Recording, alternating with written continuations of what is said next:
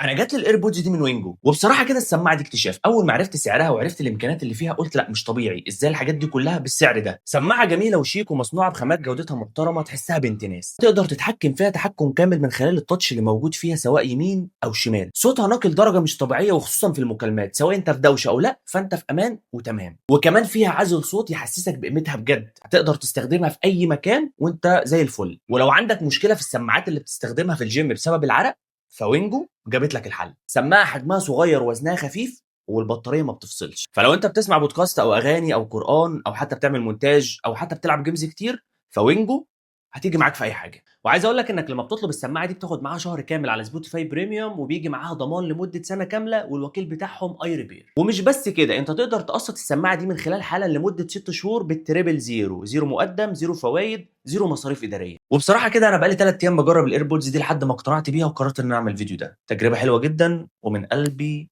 ارشحها. بس كده.